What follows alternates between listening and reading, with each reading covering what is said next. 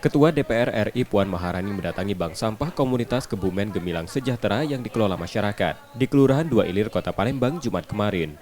Puan mendukung program ekonomi kreatif, sekaligus memberikan bantuan peralatan pengelolaan bank sampah.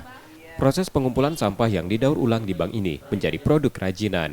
Sampah yang dikelola seperti kertas, plastik kemasan makanan, dan eceng gondok menjadi berbagai produk kerajinan seperti tas, tempat sampah, hingga dompet. Proses produksi dan hasil kerajinan dilakukan warga dari mendaur ulang sampah. Bank sampah ini tak hanya memberikan keuntungan ekonomi, tapi juga turut menyelamatkan lingkungan. Tadi kita lihat ada eceng gondok, terus kerajinan dari saset, kemudian koran yang kemudian menghasilkan barang-barang yang bisa bermanfaat bagi masyarakat. Jadi ini bukan suatu hal yang mudah. Saya mengapresiasi dan kami berharap tentu saja dari DPR hal-hal seperti ini, bagaimana menjaga lingkungan menjadi lebih baik dan bermanfaat. Tentu saja ada manfaatnya juga bagi pemberdayaan perempuan untuk bisa berkembang secara menyeluruh, bukan hanya di Palembang tapi juga bisa di seluruh Indonesia. Peninjauan ke bank sampah ini merupakan rangkaian kunjungan Puan Maharani ke Palembang.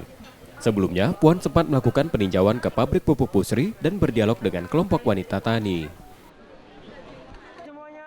Rizky Nurmizan, Kompas TV, Palembang, Sumatera Selatan.